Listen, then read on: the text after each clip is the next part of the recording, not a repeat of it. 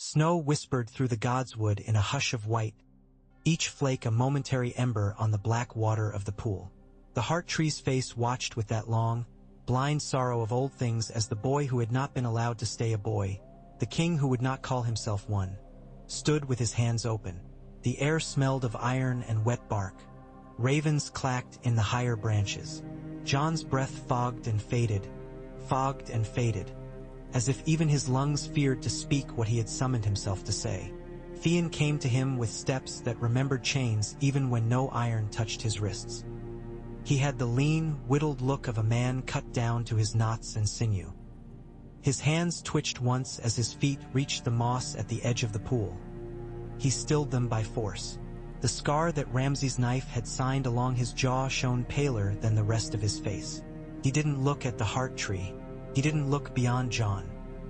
His glance, unmoored and then fixed, kept returning to Jon's eyes like a skiff blown back against a piling by the steady wind.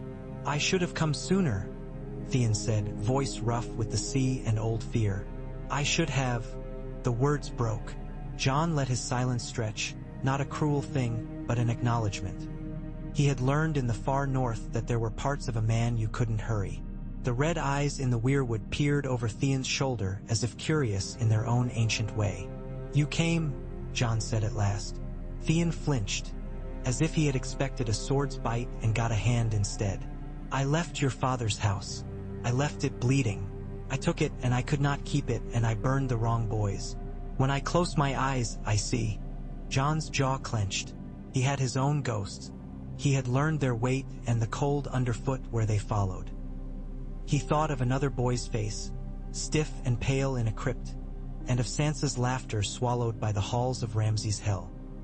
He thought of Winterfell's stones crying heat and smoke when they'd been stacked for burning effigies, a lie told to a hunger that would eat the whole world if it were allowed.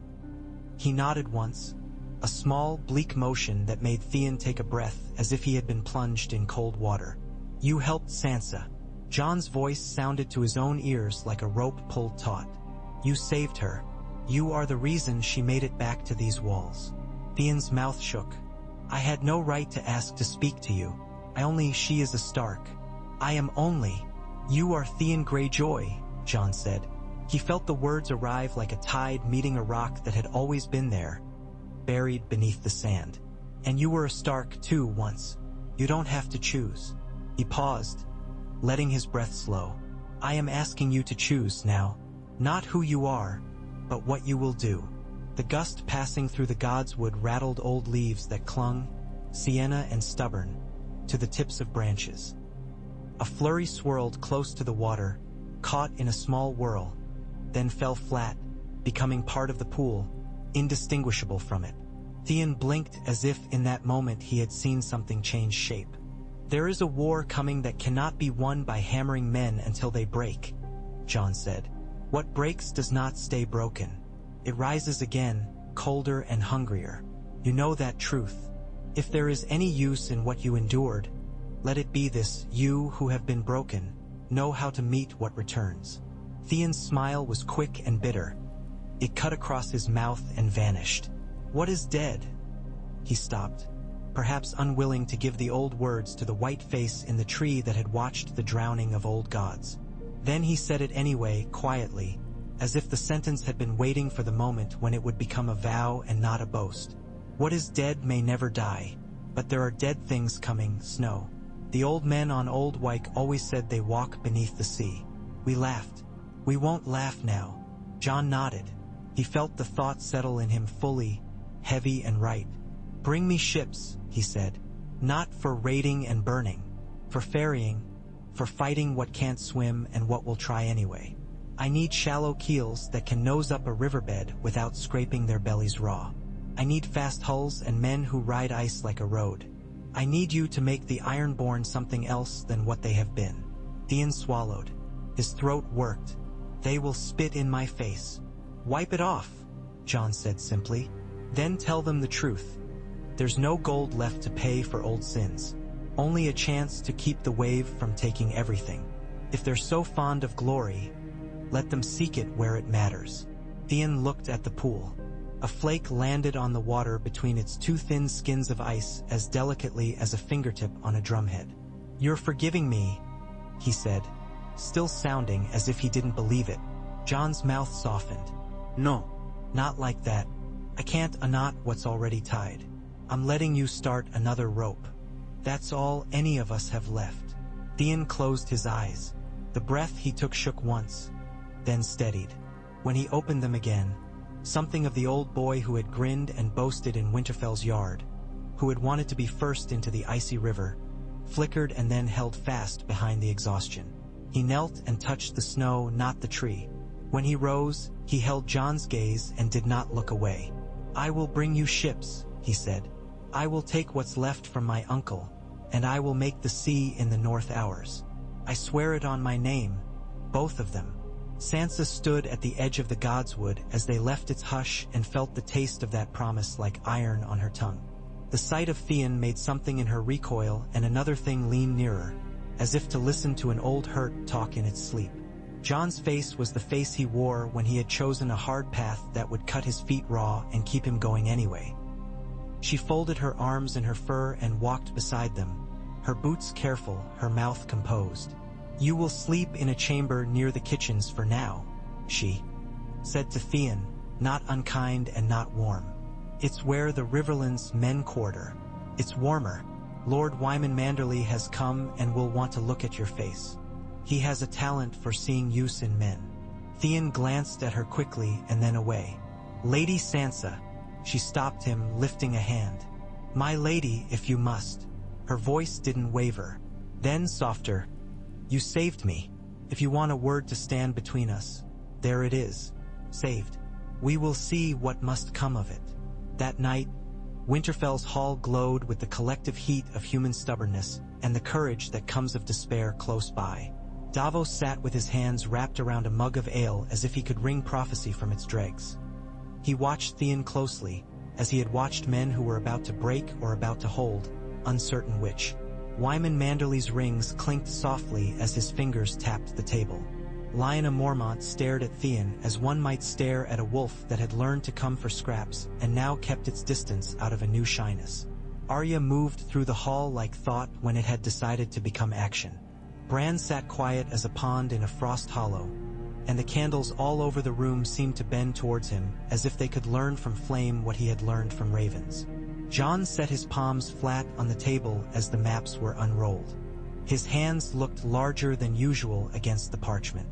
Rivers were cold, blue veins running through a white country. He pointed to White Harbor and the long throat of the White Knife. "We'll need a chain here," he said. "And here boom logs studded with obsidian." "Davos, you said the Lyseni used to throw chains across their harbor mouths when the Volantines came." "Aye," Davos said. "You can break a fleet's nose with a chain at the right tide. And nets, big as clouds. You want to tangle a mass of anything that thinks numbers make it a weapon. Give it a net and a knife and watch it fall over itself." "Dragonglass," Sam said, his hair damp with sweat though the windows were rimed in white. He had scrolls like armor. "It shatters brittle as a secret if you don't lay it properly. But obsidian heads are light, and you can get more of them than steel. You'll need smiths who can work quick and dirty. I learned a little at the Citadel, enough to help shape and keep them from exploding when the iron grabs them." "Exploding?" Davos pinched the bridge of his nose. "Seven save us." Arya's mouth quirked. "Or no one." Sansa's finger traced the coast up to the Bight. "The eastern shore villages will go first. We'll lose them if we can't take them out. I don't mean the houses. I mean the people. If we can't pull them off those beaches, we'll be swelling the Night King's ranks for him." Lyanna Mormont spoke then, her voice the clear, unwavering blade the island had forged in her. "Bear Island's not landlocked. We've always known that wolves don't swim, but bears do. Our girls row as soon as they can stand up on their feet. We can ferry ourselves, but we'll need open water to make a clean run to the mainland. If the sea freezes, we'll have to smash our way out." "The Ironborn know a thing or two of ice," Wyman rumbled, one eye narrowing upon Theon. "And of smashing." Theon held Wyman's look. "Ironborn know the sea," he said. We know how to ride a swell and how to find deeper lanes by the color of the water. We know when a flow will hold a man and when it will take his leg. We have hooks that will rip a whale's hide, and we'll put obsidian teeth on them. We'll throw lines and haul the dead into water. They'll sink and they won't swim. We'll make them walk under the sea if they want to come at us again. It was a plan born of desperation, but it had a grim sense to it. The living would move by water where they could, faster than men burdened by armor could by road. The sea's cold wasn't friend to anyone, but the dead were colder, and that could be made to matter. Dragonstone, John said. He turned to Davos. You said there's a mountain of dragon glass under that castle like a tooth jammed in a gum. Aye, Davos said. His mouth twisted around the memory of what had been lost and found and lost again there. A tooth, or a grave full of knives. We will mine it, John said. We will arm the North with it. We will arm the Ironborn. Theon, can you bring ships I can trust to carry that cargo? Theon's laugh was soft and honest. Trust? No one with sense trusts an Ironborn ship. They're built for treachery, the seas and a man's both. He sobered. I'll bring you ships. They'll carry what you need because they'll be ours. Salt-cured wood, canvas cut from what we can get.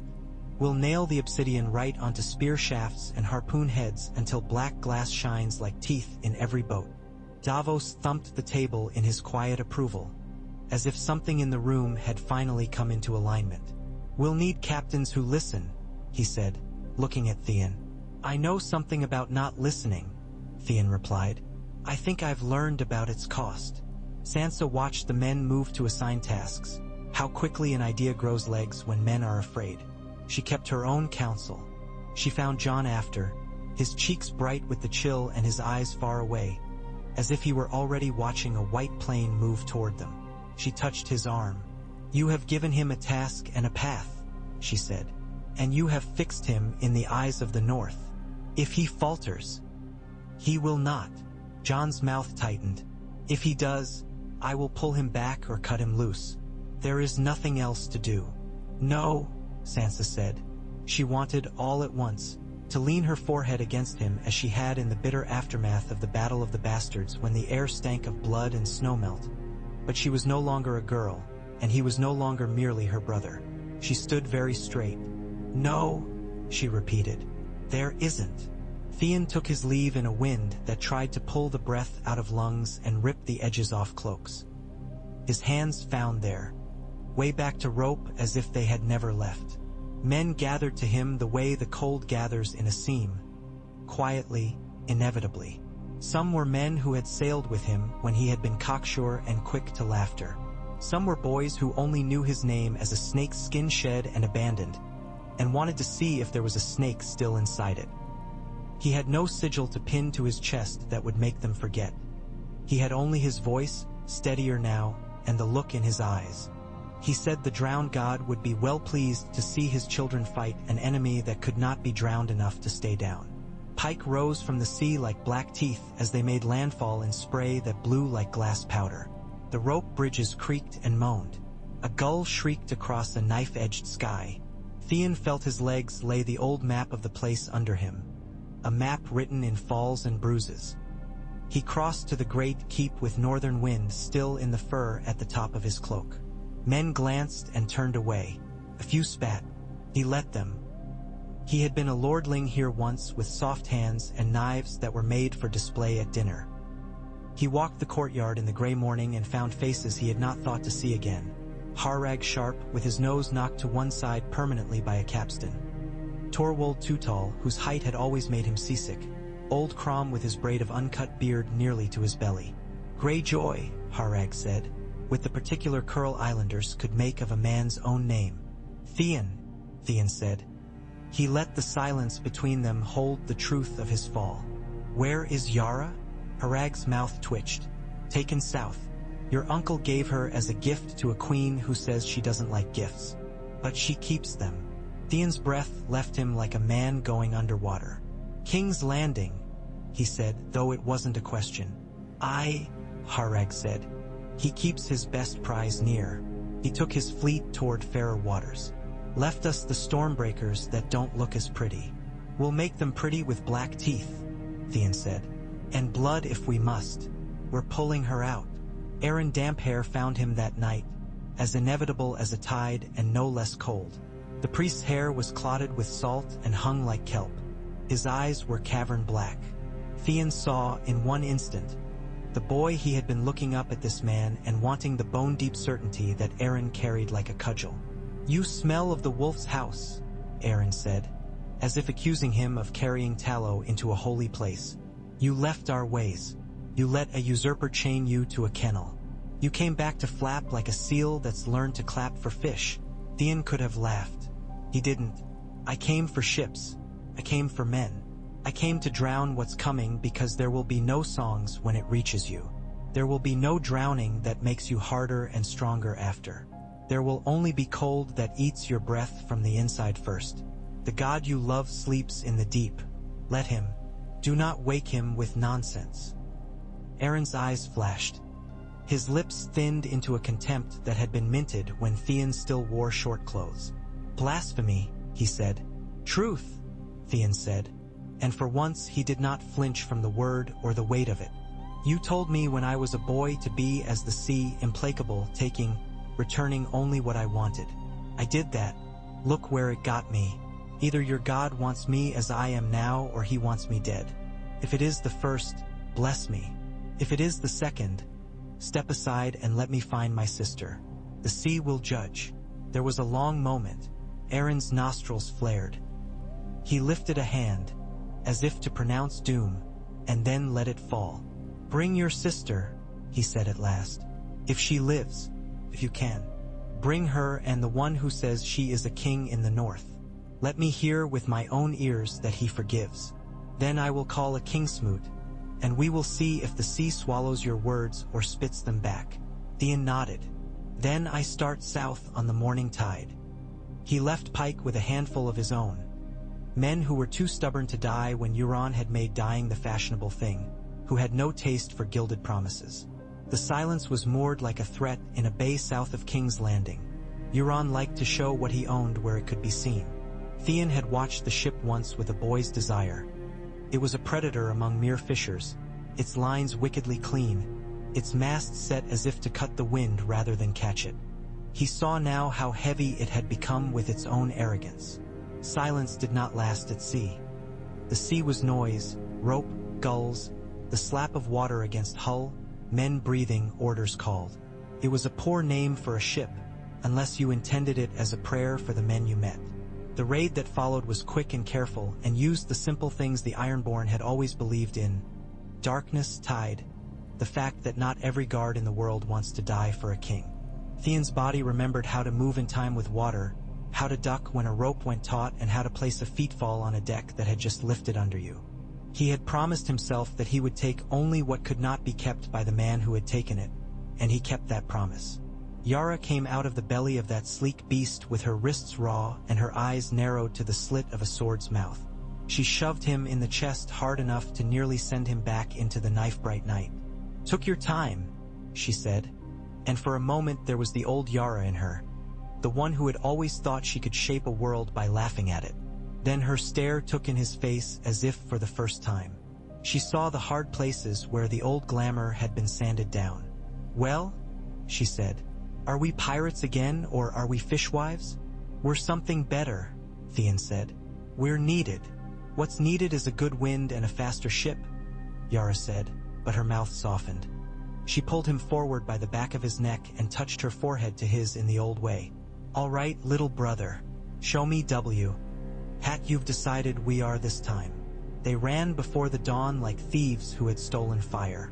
In the wake of Euron's flagship, the sea foamed and spat. Theon left it behind. He turned his prow to Dragonstone and a mountain that was a horde of black knives. The quarry there woke to them with hammers, and the smell of glass ground at a fevered pace. Dany's men watched them with the wary curiosity of strangers. Missandei's polite questions got answers that sounded like insults until she learned the Ironborn didn't know how else to be. Tyrion listened like a man who had lived too often between a rock and a sea and knew the humor in it. He asked Theon what he planned to do when he had armed every man in the north with knives that made the dead fall down. "Look for more work," Theon said. Tyrion's laugh was brief and sharp, but there was respect in the tilt of his head afterward. They loaded obsidian onto shallow draft longships until the hulls sat lower than Theon liked. They learned how best to lash crates against pitching and how to wrap obsidian heads in wool to keep them from slicing their own mates to ribbons. The Dragon Queen's dragons carved crescents in the air above them, casting strange, brief shadows that made even old salt stumble as their hearts leaped like netted fish at the memory of stories. Theon stood with his hands on the tiller and did not bow. He had knelt enough in his life and to the wrong things. He had no kneeling left for creatures who were only what they were. The first run to White Harbor happened under a sky that looked bruised with some old hurt. Wyman Manderley took the cargoes with the blessed greed of a man for whom hoarding was love. He set smiths to work in smithies that glowed like mouths in the dusk. Davos set netmakers and sailmenders to tying knots in patterns that had been used in the summer sea long before any man here was born. Theon watched the harbor chain, a thing of massive iron links as thick as a man's leg, rise from black water like a serpent uncoiling. He watched men with sealskin gloves coax boiling pine tar down the side of a vessel and across a chain that had never asked to be dressed for war. He watched Sam stand with a bundle of vellum notes and explain to blacksmiths that glass could be coaxed, not bullied, into making a weapon that wouldn't shatter at the first kiss of steel. "It should be barbed," Lyanna Mormont said, peering up at a harpoon head that gleamed like the obsidian had grown there. "If it goes in, it shouldn't want to come out." Theon's grin was quick and real.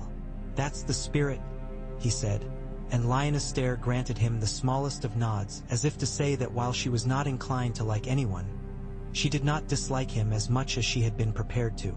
Word came that Eastwatch had fallen as they loaded the last crates they dared. It came like a cold wind under a door, making all the flames in the harbor shiver. Jon wasn't there to hear it. He was farther north or east or in flight. No one knew for certain.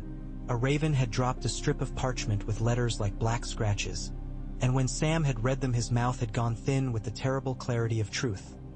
The wall was broken by a dragon whose fire burned like winter itself. The dead had a road.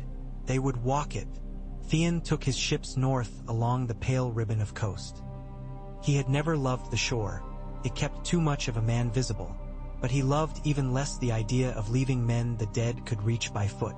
They came into a small bay where the cliff was pocked by old smugglers' caves and found Tormund's people arrayed like driftwood, the red of their hair the only color on that white beach. There were children among them whose round faces looked as if they had never been kissed, only wind-chapped and smeared with seal grease. "I thought you were gone," Tormund said, clasping Theon's forearm in the forearm grip of men who did not overcomplicate friendship. "I am," Theon said, "and also here. Get them aboard. Leave what you can't eat or use to keep warm." The water near the shore was clear as new glass. Theon looked down and saw his own shadow moving across a pale bed of stones. Then something moved among those stones, as if the shadow had decided to turn its head. He froze, instincts older than language flaring. "Back!" he shouted. He swung his spear down and into the water, its obsidian head sliced with the quiet sound of meat parting. The spear jarred in his hands as if it had struck bone. A pale hand groped upward from the bottom, its nails torn ragged. The hand found the side of the boat and scrabbled. Teeth showed, white as the stones below. A face came up, hair floating around it like weed, eyes milk-white and blind. Theon's breath hitched, then steadied in the old cadence of fight. He put the spearhead through the skull with an economical, brutal jab. He pulled it back and water filled the hole he'd created. "Dead things in the water," he murmured, and the wash of sound the Ironborn crew made was an involuntary, collective hiss. The old words had returned on the mouth of the worst storm. They adapted. Ironborn were good at that. You didn't last long otherwise. They began to set watches not for sails on the horizon but for bubbled water and the glassy sound the sea makes when it moves over something that thinks. They learned how to throw weighted nets whose stones had been studded with black knives. The nets sank and bit what they found. They invented as necessity invents. hooks with little backward jutting spikes of obsidian to hold a corpse if it cared to cling to the world, scythes lashed to boat hooks. The water around their ships darkened with the dust of shattered glass.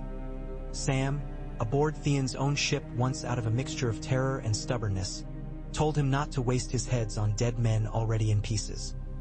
"Save them for the ones with blue eyes," Sam said, and Theon nodded because sometimes the way to ward sense was to learn which knives to keep in reserve. They took wildlings aboard until the boats rode low. They ferried them to a headland where Davos had arranged a relay of carts, and to another chain of boats that would take them down the White Knife. The winter sun slid along the horizon like a coin someone had dropped and couldn't be bothered to pick up. Theon slept in snatches, his head on a coil of rope that tried to leave its imprint on his cheek. In his dreams he was back in Winterfell and it was burning, and his hands were full of snow that didn't melt until he remembered to wake. News ran with the wind. The dead were moving toward the coast where the land ended and there was only water left. Men who had herded reindeer turned their herds loose and shooed them toward the woods. Children who had never learned to fear the sea learned quickly now. Bear Island sent word that they were surrounded on ice that was thin, but not thin enough, and that Lyanna was coming off last in a longboat crammed with girls who had killed their first seal before they had learned to needle a proper hem. Theon turned his prow to that island without the smallest pause to consider. The water there was a cruel joke of god or gods, wide open in places, treacherously skinned with new ice in others.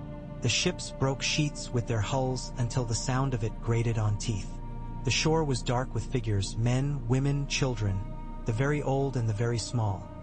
The only sound was the creak of packed bodies shifting their weight the way a ship shifts in a swell.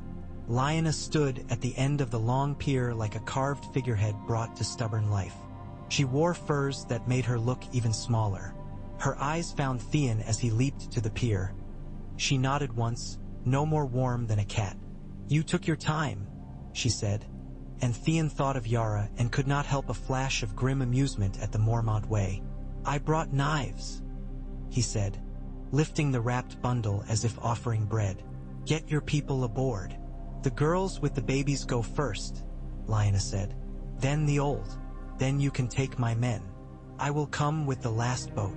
The ice groaned out beyond the pier, an extended moan like a harp played by a dead man. The first line of whites was coming, not running.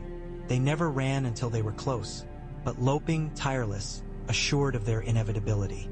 Theon's men threw the dragonglass-studded nets into the lane between two piers, and the first ranks rolled into them like wolves into snares. Iron teeth tore and hands reached and mouths gnashed. Theon moved as if he had been made for this. Spear thrust, pull boat hook, kick. The girls took the babies with deftness born of having lived on a hard island and learned what mattered. They passed the infants to Theon's men with no more fuss than if they were passing loaves. Theon would have smiled if he'd had any spare breath. A shape bigger than the rest came lumbering over the groaning ice. It was a giant in death, its flesh clinging to bone as if reluctant to admit it had lost the fight. Its eyes were twin lanterns of pale blue. Theon's stomach went cold and then steadier. He had been afraid of thick-set men with easy laughter and eyes like meat knives in Ramsay's Hall. He had learned that fear was mostly waiting for a blow. This was only survival. "Lyanna," he called, but he needn't have. She was already moving. She took a spear with both hands and set herself like a sapling refusing to bend in a storm. Theon started forward, and she snapped at him with a queen's precision. "Hold the line." A Mormont girl older than she took the spearhead to throw. Lyanna reached for the harpoon instead. A big thing almost as tall as she was, the obsidian head black as a bad thought. "Your arm," Theon said, stepping in. He didn't wrest the harpoon from her. He put his hand on her wrist and felt the wiry strength there. He drew the line taut and wrapped it once around a piling. "You'll go over," he said. "I won't," she said, and she didn't. She stood, and when the giant came within range, she threw with both hands and all of herself as if she had decided to become the throw. The harpoon hit just under the jaw where the bone made a shelf. It went in like a promise. The line spooled. Theon's men, 3 of them, took it and heaved, and the giant's head snapped back. Took one more step and sank one leg through the ice. The groan that followed was unlike anything Theon had ever heard. The creature fell with the deliberateness of a tower that has finally agreed with the stones that it wants to lie down. The cord hummed. Lynna held fast. The giant plunged into black water and thrashed once. The light in its eyes flickered like a candle in a draught and went out. Lynna's breath fogged the air. She didn't smile. She nodded as if something ordinary had been accomplished. "Next," she said. They got Bear Island off by darkfall. The last boat went with Lynna standing in the prow and the dead pressing the pier until the pilings shuddered. Theon torched that old wood as they left, a deep, satisfying burn that sent sparks up like a handful of fallen stars thrown to the sky in a desperate, lovely gesture. "Your uncle," Yara said as they leaned on the rail together, watching the island diminish to a smudge. "He will hear. He won't like that you are making a name that's not his." "He can hear," Theon said. The salt tasted clean on his lips, as if the sea had decided he might be allowed to drink from it now. "I have a name. He can't take it if he arrives too late." He didn't have to wait long. Euron arrived like a storm that had learned to carry knives. His ships moved the way a pack of sharks moves when it catches blood. The Silence's sails filled in a breath, and its prow lifted off a swell like the prow of a ship leaping toward a kill it had already decided was worthy. Theon felt his chest go still, then widen. He had been running from this man since he had learned to crawl. It had not always been Euron's face he put on the fear, but the shape of it had always been the same. Smiling, amused at his resistance, pleased to find a new thing to ruin, Yara spat over the side and called for the men to take the wind. "He thinks he is the only one who knows how to use it," she said. "Let's surprise him." The sea between and around them went crowded, busy with wood and intention. Theon's ships were lighter. They danced where Euron's plowed. Tyrion had altered the scorpion designs and had given the Ironborn scorpions of their own. The bolts could take an eye at 100 yards. Theon had had obsidian heads fitted to some of the bolts. He had never once thought to shoot them at a man. He didn't now. He aimed for wood and sail and the places on a hull that made it honest about wanting to live. The first bolt slammed the Silence's mainsail and tore it like linen. The second took a chunk out of a mast where it made the rigging complicated. Euron's answer was a bell-like laughter that carried across the water unkindly. "Pretty?" Euron called, his voice the cough of a man with a good fire and no conscience. "Pretty little Theon. I thought you had gone to die in snow like a whore sent out in the cold. Come back to be kissed." Theon didn't answer. He moved the tiller with 2 fingers, quiet and sure, and his ship slid out of the Silence's path by a hair's breadth that felt like a lifetime. Yara's ship took the gap he left, and then he was alongside her, their hulls close enough to touch, and the two of them had one long heartbeat to look at each other and share the pleasure of being alive in a problem. Then the world became a clangor of grapples thrown, scorpion bolts singing, men shouting words that were wholly practical. Rope, cut, pull, push, duck. Euron came aboard Yara's ship as if walking into a tavern, cheerful and filthy and dangerous. Theon met him there because there was no choice, because you do not let the man who made you a coward walk past you when you have finally decided not to be one. Euron's blade slid like a fish. Theon kept his spear, heavier than he liked for such a dance. But true, they moved in a space made smaller by bodies, by the need not to trip on the dead. Euron spoke, of course, because men like him could not fight without hearing themselves. Theon stopped hearing him. He heard the scrape of boots and the snap of sails and his own breath. He heard, somewhere under all that noise, the long, deep sound the sea makes when it goes against rock and knows it will be going against rock when all of them are dust. He didn't have to win. He had to not lose. He had to hold Euron, to keep him occupied, to pull him from the path where Euron did the most harm. He learned his uncle's rhythm, big flourishing cuts that wanted an audience more than they wanted blood, and used the economy he had learned in smaller hells. He put the obsidian spear point where Euron didn't want it, up under the guard of the left arm, not deep but purposeful. He took a slice along his own ribs to keep the spear where it mattered. Euron smiled as if insulted, then surprised. Yara came in from the side like a weather change and drove a knife up into Euron's side below the lowest rib. It was a plain little knife with a clean edge. It did the job. Euron laughed with blood in his mouth. He always had to make a show. Family, he said, as if the word were the punchline to a very old joke that had bored him. He staggered. He tried to take Yara with him. Theon put his shoulder into Euron's chest and drove.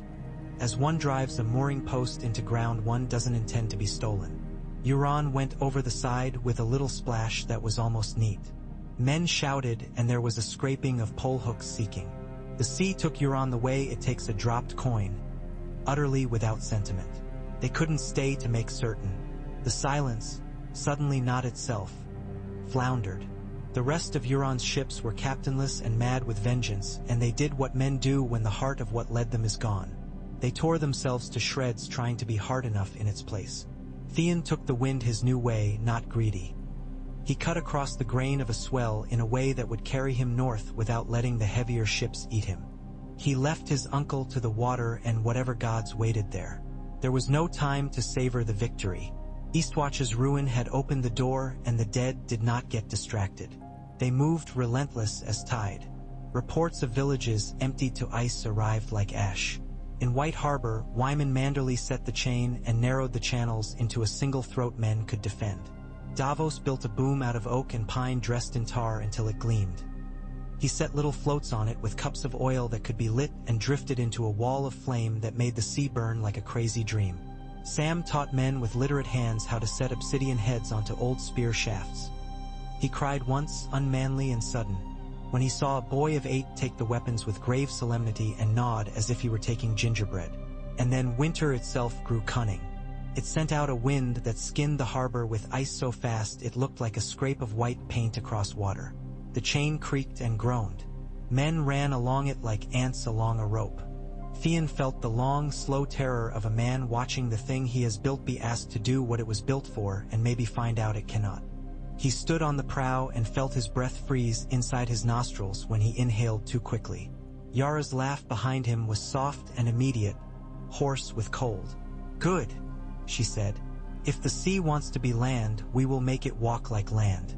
We know land battles too, little brother." They had to hold the throat that opened from the white knife into the harbor. The dead came onto the ice in a line that stretched like an insult delivered over and over. The first ranks moved carefully. The ones behind didn't care. Bodies pile. Where men with dragonglass spikes held firm and where the nets found purchase. Theon had done something he had never thought he would do, and that was ask Wyman Manderley for suggestions on strategy.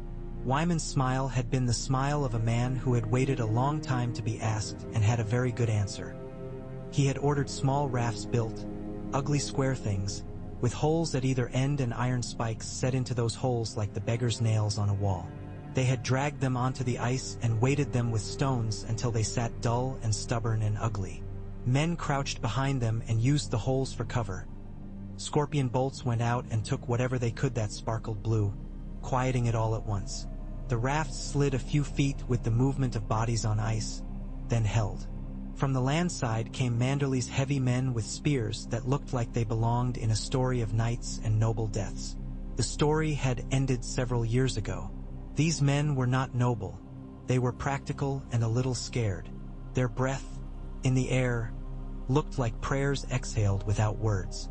The water under the ice cracked in long, beautiful lines that had nothing at all to do with beauty. Theon gave short, ugly orders and watched men obey them because the truth of orders in battle is that uglier is usually better. Get under. Hook. Pull. Shove. Down. The scorpion near his right shoulder thumped again and again, its recoil a familiar punch. On his left, Lyanna shouted in a voice that belonged in a hall and on a cliff and nowhere indoors. She set her feet and used her weight as if she weighed 100 stone. Theon felt a ridiculous desire to put her on a ship and take her far from all of this because the world needed that voice to remain alive to irritate and correct it. He saw, then, a figure among the dead that made his heart stop in a way that no dead thing had managed. A man in tarnished mail, a wolf's head pin at his shoulder. Theon's mouth formed a name that his voice did not. The eyes were blue. The jaw, though, was as he remembered it. Set, a little stubborn, ready to refuse the comfort that would save it. It was not possible. He knew it, But the dead loved to take what you loved and put cold eyes in it. He breathed once, twice, and made his hand keep moving. He put a bolt into that thing's chest, and it went down with a slow fold, like a man sitting to rest after a long walk. It lay still. He did not look at it again. By dusk, or the deeper gray that passed for it, the line bent, then straightened, then held. The dead didn't tire. The living did. Men's hands on spears went numb and clumsy. Theon's left hand was a pane with fingers attached. Nothing more. The sea beyond the chain burned in strips where the oil had taken and then skirled away in wind. The sound of it was a hiss, an endless one, like a snake that had decided this was the only song it knew. They might have lost then. They might have. Theon would think later that all that saved them was a tempest and a true thing. The tempest was Daenerys Targaryen's dragon, the one that still breathed fire that burned like a story someone had revised for their purposes. It came in on a shriek and a glare of heat that made even frozen eyes look away. The true thing was that men will always run for a boat, and boats will always run for open water, and in that running is life. They pushed. They found a seam in the dead. They widened it with heat and iron and a stubbornness that had started to feel like faith. The dead gave, and once they had given an inch, they had to keep giving. The night filled with smoke that smelled of pine and something else. Something like old, stale linen. The dragon swept and swept again, and where it passed the ice frothed and then steamed and then broke. Jon came out of the smoke as if the gods had decided to grow legs and go to war. He was on a horse that had decided it loved him beyond reason and was willing to run at anything. He had a blade in his hand that Theon had seen in dreams, almost plain, shining as if it remembered sun, and when he swung it the air made a sound Theon had not heard before, a kind of ringing that came and went quickly like tears you do not allow. He cut a line through the foremost of the White Walkers, real ones, with frost curling from their bodies like breath made visible. They fell in pieces that went to dust. The dead behind them stalled, then trembled, then turned their blue eyes toward new orders that did not come. It was not the end. Theon was tired of being told that any one battle ended anything. But it was a break in a song that had been playing too loud for too long. They pulled men off the ice. They set hands to warm on brass cups. They counted the ones they had lost and the ones they hadn't had at all and now did, because babies were counted best when they were loud. Wyman Manderley sat heavily and his rings clinked. He said, "Good," in a voice that sounded as if the word had been stored in a chest for a day when it would do the most good. Jon found Theon on the quay with his hands flat on the rope of a mooring line as if holding the whole harbor fast. They stood in a silence that was too full to speak into. The dragon's amber eye glowed as it circled once more, then vanished into cloud that had burned from gray to orange and back to gray again. "You did it," Jon said at last. "We did it," Theon said, his voice catching, not on angry grief this time, but on something older and rarer. He looked at Jon and thought of the godswood and the way forgiveness had not been a magic trick but a simple, stubborn refusal to remember only the worst. "There's more," he added. "There will be more. Winter doesn't end because we built one good fire." "No," Jon said. "It doesn't." They did not stop. They couldn't. The Ironborn became the North's navy in truth. They ran ferries into places that had only ever known boats. They learned the white knife's moods like a lover's, where it laughed, where it sulked, where it wanted to drown you if you tried to kiss it too roughly. The Manderley galleys, heavy and sure, joined them with their ornamental prows turned into battering rams. Free folk taught Ironborn how to read ice by its sound rather than its look, and Ironborn taught free folk that leather wrapping in or gives you another season before the splinters take the hide off your palms.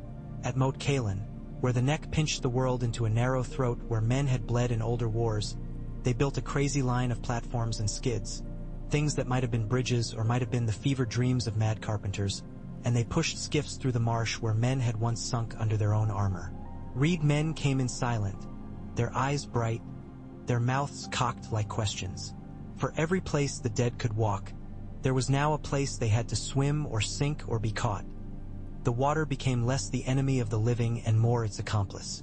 Aaron Damphair kept his word, because he had bound himself with it and because he had been surprised into fear.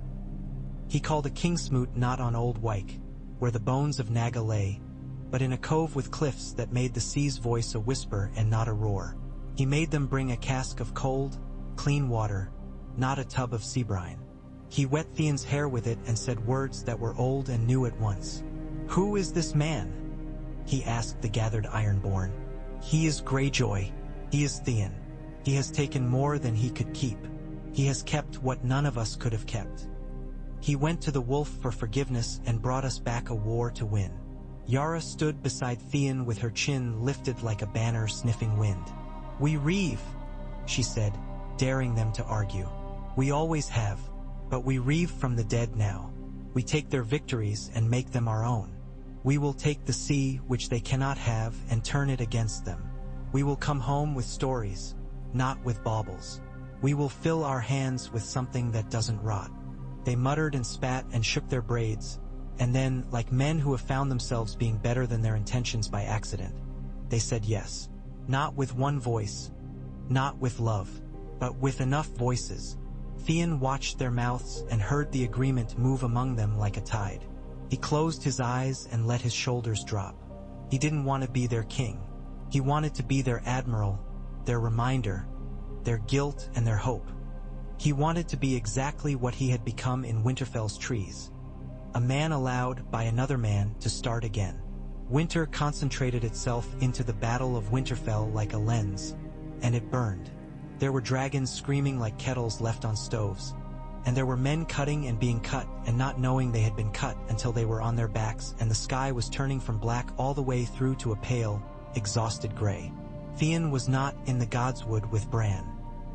He had been asked to be elsewhere, to run his line at the pool where the dead had learned to cross water, and he had taught the North to make it a wall. He stood with feet planted apart as if he were trying to brace the entire North itself, and for hours it felt like he was. He had a quiet thought, once, as the sky shifted, that if he had died under the weirwood's eyes, he might have preferred the poetry of it. This was uglier and therefore more true. He found a calm in it that wasn't peace but wasn't terror. He did what he could. He did not break. When the Night King fell, how he fell is a story that belongs to someone quicker and more graceful and more quiet than Theon. There was a crack, not in the sky or the earth but in the tension that had lived between men and their own fear for as long as any of them had remembered. The dead fell apart. The blue went out of their eyes. Bodies sagged, like puppets cut from their strings. A spear Theon had driven into the chest of a man who had come at him with his mouth open fell to the ground as if ashamed to have been in there at all. There was a long time when no one spoke because they did not trust words not to begin the song again. Then they spoke all at once. It was eager and ordinary and sounded like life clearing its throat. Theon found himself on a bench in the hall with a mug in his bruised hands and a bowl of stew steaming the salt from his face. He ate like a man who did not know if he would be fed again. He had been too cold for too long for the stew to be only stew. It was a sacrament. Jon came, moving like a man who had let something go that he'd been holding for years. He sat beside Theon as he had in the Godswood, except now there was no white hush, only the murmuring of men too tired to cheer and too grateful to sleep. Jon didn't say anything for a while. He didn't need to. Theon thought of all the words he had said and not said in his life, and he felt absurdly kind. Toward himself. Toward this man who had changed the way he breathed. "You did what you set out to do," Jon said at last. His voice was rough and ordinary. An instrument played hard and put away wet. "So did you," Theon said. "It was not a small thing," Jon said. He looked down into his mug, then up again, and his eyes were more open than Theon had ever seen them. "To forgive." Theon snorted soft laughter. "You think you were the one who forgave something? You gave me a problem to solve. I took it. I am very good with problems. Not so good with gifts." "Then make this a problem," Jon said. "Stay, or go. But you must decide what you are when you do it." "I am both," Theon said before he could tell himself to consider the words. "Greyjoy and what I was at Winterfell. Ironborn and the boy who wanted to be loved by men who did not know how. I am the thing that happens when you survive and do not pretend it didn't hurt. If that's too complicated for songs, I do not care. I am too old for songs." He paused, then added, "Though the chain at White Harbor might get one. N will write it himself if no one else can be bothered." They laughed, and it was easy laughter and did not hurt anything. It did not bring anyone back, but it did not insult them either. For a time after, the Ironborn stayed. They had nothing better to do and no better way to be. They took refugees home when home was not a place and made it a boat or a harbor or a village by water that had room for a new family as long as they could help mend nets. They taught women on the rills to use a barbed harpoon because it was shorter than a plow handle and more honest. They built a quay upriver where there had never been one, and then another, and woke to find that they had woven their hard waterways into the softer ones the North had always preferred. Sansa stood once on the new-built quay at the mouth of the Mander with her hair pinned in a way that would not blow too badly in the wind, and her face set the way it always was now when she watched something that might be dangerous but would also, perhaps, be necessary. Theon stood with her, his hands tucked into his sleeves, the new scars on his knuckles red as berries in the cold. They watched a boatload of orphans, none of them orphans if they could help it, hauled ashore by grumbling Ironborn who scolded and laughed in equal measures. The children's eyes were too big for their faces. Sansa's went soft in a way she did not show in rooms where men counted. "Are you going?" she asked, not looking at him. "I cannot stay forever," he said. "If I do, I become just a chair in a room you move around when you want to tell a story about what happened in the winter that broke." He glanced at her, found her mouth turned faintly. "I will come when you need me. I will bring ships. I won't ask for the old prices. I will not pay them," Sansa said, "but I will feed your men and give them beer that is not bad." "That will do," Theon said. He paused. "Thank you." "For what?" The tilt of her head made the wind find her neck and she pretended not to notice. "For letting me be useful," Theon said, as if saying it could make the world right enough to bury the parts of it that would never be. He and Yara went home when the summer finally admitted that it intended to arrive. The Iron Islands were still sharp and lacked charm, and he loved them as one loves a brother who should have died and didn't. Aaron had grown quieter. He spoke of the drowned god less as a cudgel and more as a riverbed, a thing present whether or not you kicked it.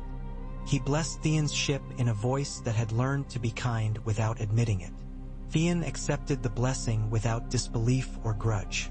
He had learned there are hands you hold even if you do not agree with why they are held out to you, because that is how you learn to be a man not only to yourself but to other men.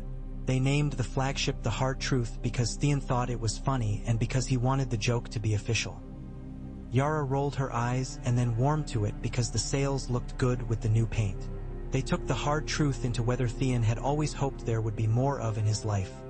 Clean, a little frisking wind, gulls that were not, for once, bad omens. He stood on the prow and felt the seas give and push and thought, not of Ramsay, not of red snow or old songs, but of ropes well knotted, and of the way a net fills and then empties and then is made ready again. When winter finally relaxed its grip on the north, in truth and not merely in men's wishful accounting, when women took off their heaviest furs and babies began to slap their hands on warmed stones with squeals that sounded very like triumphant curses, Theon found himself back in Winterfell without needing enough of a reason to make it proper. He walked the yard and watched boys fail at their first tries in the practice ring and girls succeed at things their mothers had hoped they would not have to learn. He smiled at both and kept his counsel. He went to the Godswood because it seemed right. He stood under the heart tree's face and let it look at him. He had the old sensation that he was being weighed against something that could not be fooled. Jon found him there without surprise. That always seemed to be the way now. They stood for a while with the silence between them not so much silent as restful. "The sea," Jon said finally, as if Theon had spoken first, "is not for me. I think I would fall off its edge if I tried." "I would have once," Theon said. "Fell off everything. You are better at staying on. It turns out we both needed to learn how to keep our feet." Jon huffed a breath that might have been laughter or might have been the sound a man makes when he is proud and does not want to show it. "Will you marry?" he asked, like a brother in a kitchen pretending not to be invested in the answer.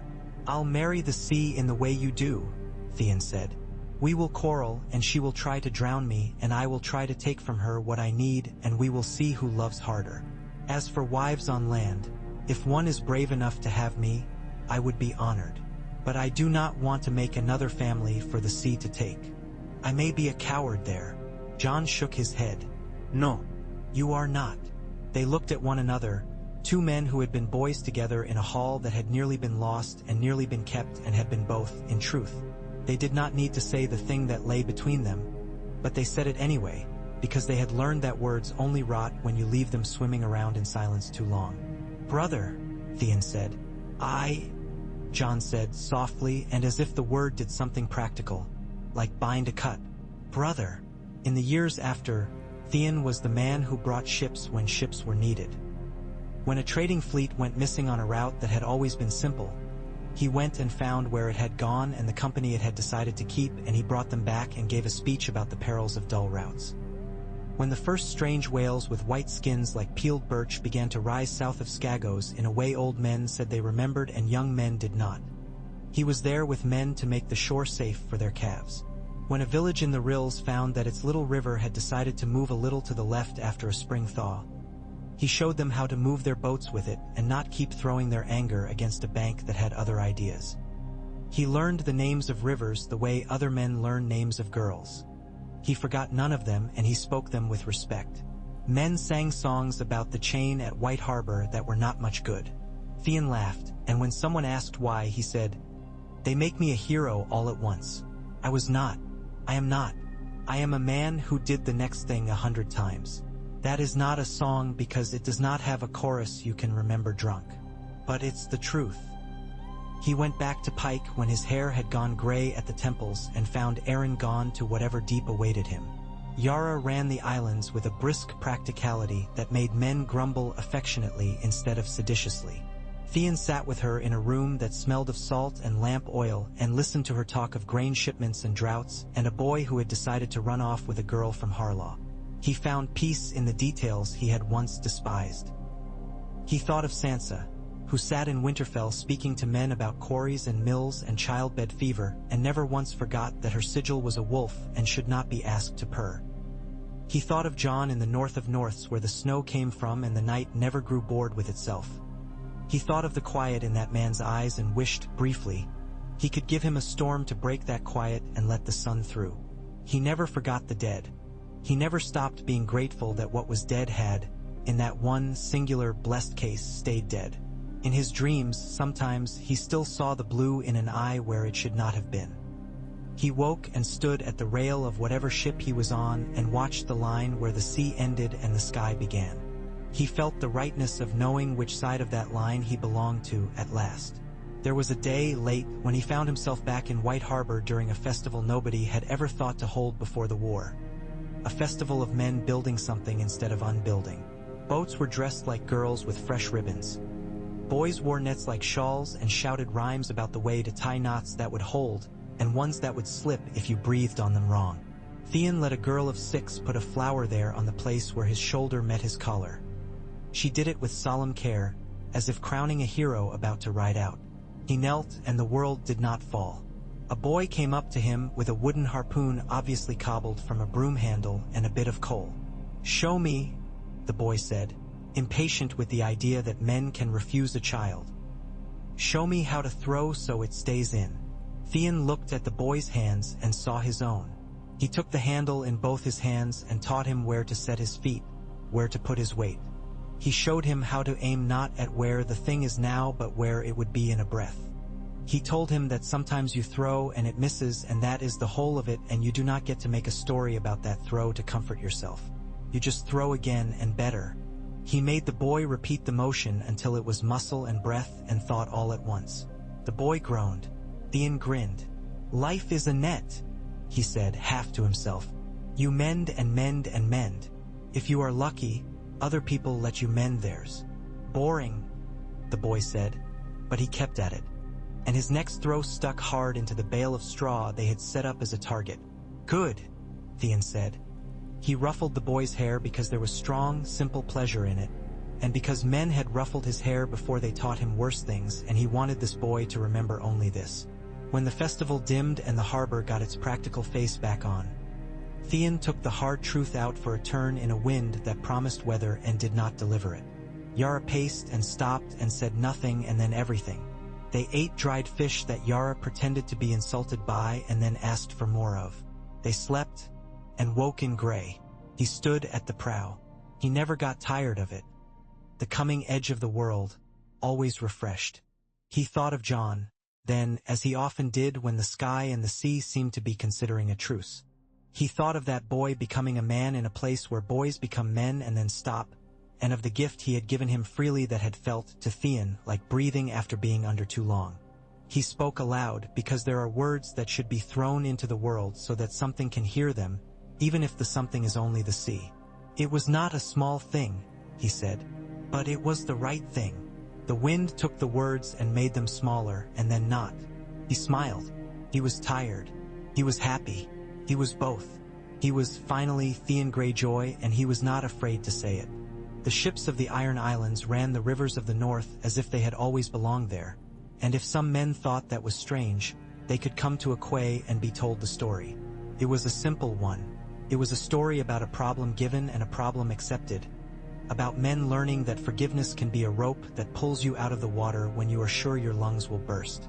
It was about a navy built out of reavers and netmenders and one girl who threw a harpoon like Law. It was about a boy who had been taught to call himself by names others gave him, and who learned, late but well, to speak his name in a voice strong enough to be used as a signal fire. When he died, years later, it was not in battle. It was on a quiet night with the tide going out. He had made his rounds. He had left a list for Yara, with little boxes next to each item so she could tick them off as she did them and curse him for being a tidy bastard. He went to the prow because that is where he had learned to stand. He thought of Winterfell not as a place where he had taken what was not his, but as a place that had taken him, eventually, and had not thrown him back. He thought of Sansa's silence and Lyanna's voice, of Wyman's hands and Davos's honest eyes, of Sam's clumsy, beautiful brilliance. He thought of Jon's forgiveness like a light down in deep water, showing where to put your feet. He breathed once, and then again, as if still learning the trick of it. He smiled at the sea but did not ask it for anything. He let it take what it was always owed. A good man, a flawed one, a man who had gone and come back and gone again, who had known how to steer through ice and fire both. The last thing he heard was the creak of rope on wood, faithful as a friend, and the small, polite sound the sea makes when it kisses the world. He did not think of Ramsay. He did not think of burning boys or lost names. He thought of a heart tree's face looking down at him while snow fell, and of the way the water had taken the flakes and made them part of itself, indistinguishable and at peace. In the harbors he had left behind, in White Harbor and the Rills and at Bear Island's rebuilt pier, men and women stood at the edge of water and squinted against wind and remembered a man who had taught them to fish the dead out of the sea and put them back in without fear. They said his name and they meant it. If the islands grew kinder in the telling, if the North's rivers became a little more sea-wise in the living, that was the sort of inheritance a man might hope to leave. And at Winterfell, where roots ran under stone like old stories, the gods would held the memory in its pale face, not because it had loved him, but because it had witnessed him. Jon stood there sometimes and said nothing and let the quiet be full. Forgiveness lasts longer than the reasons for it, he learned late. It makes new roads where old ones were traps, turns reavers into sailors. It turns the Ironborn's oaths into something more exacting than theft. What is dead may never die, they said, and they were wrong and right both. Some things stay dead. Some things rise again. The trick, Theon taught a world not inclined to learn, is finding out which is which and forgiving yourself for the times you cannot tell until it is too late. The sea kept her secrets. The rivers told theirs.